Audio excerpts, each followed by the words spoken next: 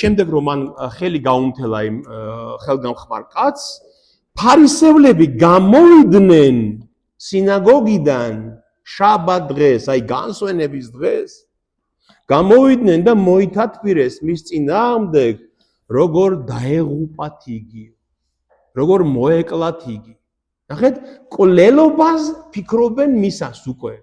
რადგან არ იღებენ მას როგორც მესიას, როგორც ავტორიტეტს, რომელსაც რჯულზე, ტაძარზე, ყველაფერზე აქვს ძალაუფლება და ავტორიტეტი.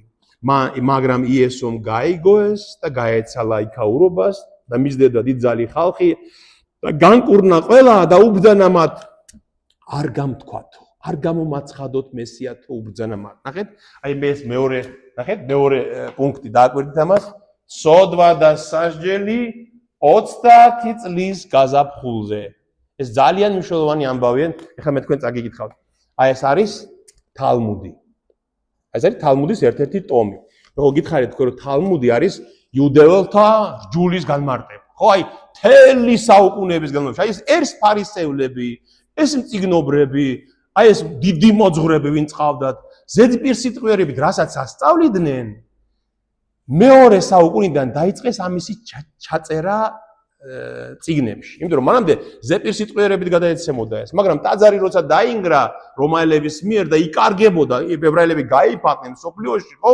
ის ცენტრი, სულიერების ცენტრი აღარ არის და დაიწყეს ჩაწერა.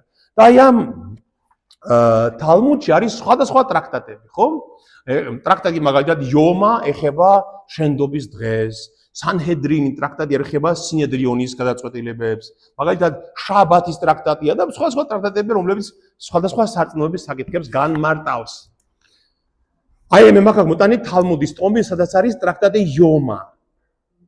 იომ კიპურს რაც იომ არის დღე ებრაულში, იომ კიპურ ნიშნავს შენდობის დღე. ებრაელებს წელიწადში ერთხელ აქვთ შენდობის დღე, ჰქონდათ იომ კიპურ, ნიშნავდა რას ნიშნავდა? ეხლა მე რასაც თქვენ გეუბნებით, აი კარგია რომ იწერება, სასწაული ებრაელებმა რომ ამას მოусმინონ, შეიძლება ბევრი მოიქცეს, რასაც მე ეხლა ვამბობ, გესმით? ეს ბევრმა არ იცის. აი ამ შენდობის დღეს რა ხდებოდა? მღვდელმთავარი ჩაიწმევდა, სპეტაკ-სამოს ჩაიწმევდა და მღვდელმთავარს წინ დაუყენებდნენ ორი ვაცი. განსაკუთრებული ვაცი უნდა ყოფილიყო ეს ორივე და ერთს ერქვა ღმერთისთვის, ეწერა ღმერთისთვის, მეორეს აზაზელისთვის. აზაზელი იყო ეშმაკი, ანუ სატანი. და ყუთს მოიტანდნენ და ამ ყუთში ეგდო ორი წილი. ერთს ეწერა ღმერთისთვის, ერთს ეწერა აზაზელისთვის. და მთავარი ორივე ხელს ერთდროულად ჩაყოფდა ამ ყუთში, ერთდროულად ვერ ჩაეყო. და ერთ-ერთ აიღო ერთში ეს და მეორეში არ იცოდა მან რომელიც აიღო. ამოიღებდა და თუ მარჯვენაში ეწერა ღმერთისთვის, ესე იგი ნიშნავდა რომ ღმერთმა შენდობა მისცა იმ წელს ისრაელს, გესმით?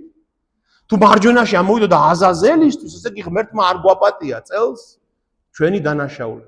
და მე ამ ღმერთისთვის თუ მარჯვენაში ეწერა, ესე იგი ეს მარჯვნივ რომელიც ვაცით იდგა ღმერთისთვის, ის იკლებოდა ტაძარში, მის სისხლს აიღებდა მღვდელმთავარი, ერთი იყო მღვდელმთავარი, შედიოდა წმინდათა წმინდაში, იქ იდგა აღთქმის კიდობანი და აღთქმის კიდობანის საცახურავზე ასხურებდა ამ სისხლს, რომ ღმერთო, აი ამ ვაცის სისხლი შეიწირე და ჩვენ ნუ მოკლავ ამ ჩვენ გვიცით რომ გვაპატიე და ამ სისხლით გვაპატიე ჩვენი ცოდვები, ხო?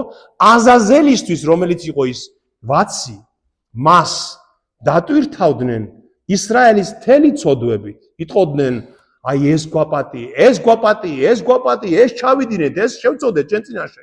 ანუ იმ ვაცს დატვირთავდნენ მთელი ცოდვებით ისრაელის და მას გაუკეთებდნენ რქებზე წითელ მეწამულ ძაბს, წითელ სისხლისფერ ძაბს. და შემდეგ ამ ვაცს გაიყვანდნენ იერუსალიმის გალავანიდან, ტაძრის გალავანიდან და გააგდებდნენ უდაბნოში, შეთისხილის მთაზე აიყვანდნენ და იქით გადაკარგავდნენ სადღაც უდაბნოში და იქ ახლა ან ხეცი შეჭამდა მას, ან მოკვდებოდა და შემდეგ ნახავდნენ ხომი ამ ვაცის ნარჩენებს და ეს ვაცი კვდებოდა, როგორც ცოდვა ეშმაკს ეკუთვნის, უნდა წაიღოს ეშმაკმა ის თავისი ცოდვა. ამას ნიშნავდა ამ ვაცის გაგდება, რომ ნახავდნენ ხომი ამ ვაცს იმ რქებზე ის წითელი ძაფი იყო ხოლმე გათეთრებული. ესაია წინასწარმეტყველის პირველ თავშია ეს, რომ მეწამული სისხლივი წითელიც რომ იყოს თქვენი ცოდვები, თუ შეინანებთ და მობრუნდებით, თოვლივით ქათქათას გავხდი, ამბობს ღმერთი და აი ამ ვაც რა წითელი ძაფი ქონდა, თეთრი ხდებოდათ ხოლმე მათ. ნახეთ? და აი ეს ტრაქტატ იომაში, თალმუდში წერია. რაბინები გვასწავლიდნენო, რომ 40 წლის განმავლობაში ტაძრის დანგრევამდეო მარჯვენა ხელში აღარ ამოსულა ღმერთის წილიო და წითელი ძაფები ვაცის რქებზე აღარ თეთრდებოდაო და აღარ ინთებოდა დასავლეთის ლამპარი ტაძარშიო და ტაძრის კარები თავისით იღებოდა ხოლმეო ღამე თავისით იღებოდა უზარმაზარი კარები და რაბი იოჰანანიო ამბობდაო და ყვიროდა ხოლმე ღამე ო ტაძარო რატომ გეშინიაო მაგრამ მე ვიციო რომ დასანგრევად ხარ გამზადებულიო როგორც ზაქარიამ წინასწარმეტყველაო შენს შესახებ გესმით ანუ ტაძრის დანგრევიდან 40 წლის განმავლობაში როდის დაინგრა ტაძარი როდის 40 წელი თადრ რომელი წელი იყო 30 წელი ჩვენი წელი აი რაცადაც დღეს ჩვენ ვლაპარაკობთ იმ წელს როდესაც სიკვდილი გადაუწყვიტეს იესო ქრისტეს იმ წლიდან მოყოლებულიო თვითონ თალმუდი ამბობს მარჯვენა ღმერთის წილი მარჯვენაში აღარ ამოდიოდა ხოლმე ანუ ღმერთი აღარ პატიობდა ისრაელს მის წოდებს გასაგებია და ის ძაფიცო ვაცის რქებზე წითელი ძაფიცო აღარ თეთრდებოდაო რატომ მესიის სიძულვილის გამო გესმით აი ამ სიძულვილის ამ ბოროტების ამ კოლელობის გამო ჯერ ხო არ მოუკლავთ კიდე 2 წელი დარჩეს მის სიკვდილამდე მაგრამ რომ გამოვიდნენ სინაგოგიდან და თქვენს მოუკლავთ ეგო ხო ფარისევლებმა აი იმ წლიდან აღარ პატიობს ისრაელი ღმერთს წოდებს. ეხლა ვიღაცამ შეიძლება თქვას რომ ეგ ქრისტიანებმა მოიგონეთო, მაგრამ თალმუდში წერია, ჩვენ კი არ მოიგონეთ.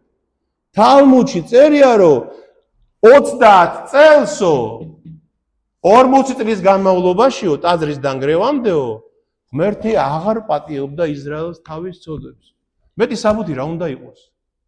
თავად ებრაელების წიგნშია ამისი საბუთი. გასმით და ამიტომ ჩვენ ეს გვეუბნება რომ ღმერთი ხედავს ღმერთის ჯის და ნახეთ ესაო ტაძრის კარები რო იღებოდა ღამე და მივარდებოდნენ თურმე დილას და ნახავენ რომ ეს უზარმაზარი კაცი კარები რომელსაც 12 კაცი აწვებოდა რომ გაეღო გაღებულია თავისით და ვერ გაეგოთ რატო ხდება ეს და ეს ნიშნავს რომ ტაძარი გააღო ღმერთმა რომ ტრისთვის ღია რომ მალე დაინგრევა ამიტომაც ამბობს ქრისტე რომ ხედავთ ამ ტაძარს ქვაზე არ დარჩება, ყველაფერი დაინგრევა ამ სიძულვილის გამო. დიახ.